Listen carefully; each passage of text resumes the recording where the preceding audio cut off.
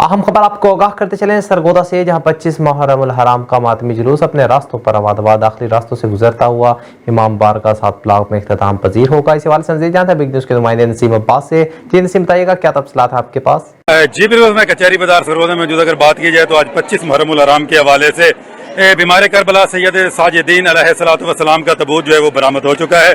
ये अपने मुकर्रर रास्तों से होता हुआ इमाम बारगाह 19 ब्लॉक में इख्तिताम पजीर होगा। अगर बात की जाए तो आप सरकार जो थे, आप वाक़या करबला के ऐनी शाहिद हैं और इसके अलावा शाम के भी ऐनी शाहिद हैं। अगर बात की जाए तो अभी थोड़ी देर पहले ज़ाकिरीन और उलमाए-ए-दीन ने खिताब किया, जिसमें करबला के फ़लसफ़ा के हवाले से बात की गई है।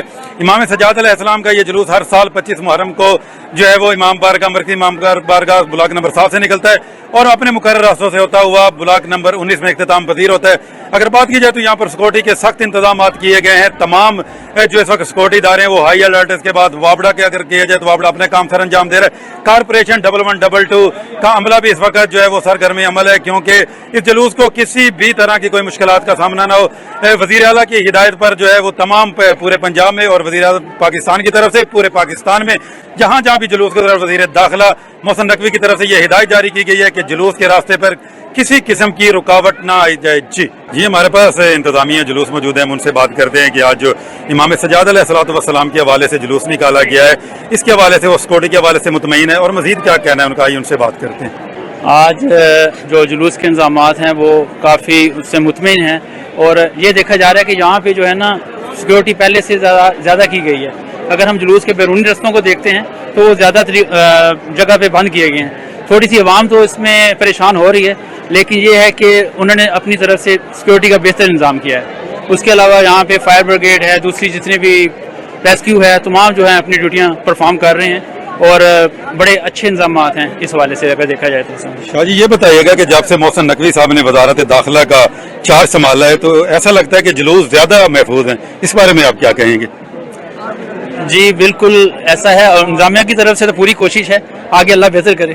जी मजीद हमारे पास एक अज़ादार मौजूद है जो कि मौला का नोहे खान भी है, सना खान भी है, खाबर अब्बास करबलाई, उनसे बात करते हैं। उन्होंने करबला का भी सफ़र किया है, आइए उनसे बात करते हैं कि इमाम सज्जाद अलैहिस्सलाम के हवाले से वो क्या कहना चाहते हैं। जी सबसे पहले तो मैं तमाम शिया कम्युनिटी को इज़हार अफ़सोस करता हूँ कि ये 25 मुहर्रम हर साल हमेशा की तरह 25 मुहर्रम सरगोदा शहर में एक मरकज़ी जुलूस होता है कुरबानी साहब की ज़ेर निगरानी में, और इसको पुरअंदाज़ डिसिप्लिन के साथ इसको हर साल मनाया जाता है और गम के साथ मनाया जाता है।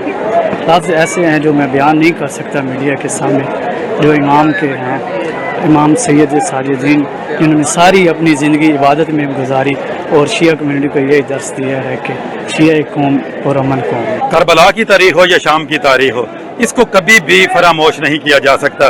जहाँ हज़रत इमाम हुसैन के पूरे ख़ानदान ने अपना सब कुछ कुर्बान कर दिया, वहाँ 108 मस्तूर को खुद इमाम सज्जाद अलैहिस्सलाम ने अपने हाथों से दफन किया और आप ज़ैनुल आबिदीन बने, आप बीमार करबला बने। लेकिन हम इनके फ़लसफ़ा पर अमल करके, इमाम सज्जाद के फ़लसफ़ा पर अमल करके हम एक अच्छे और सच्चे मुसलमान बन सकते हैं। जी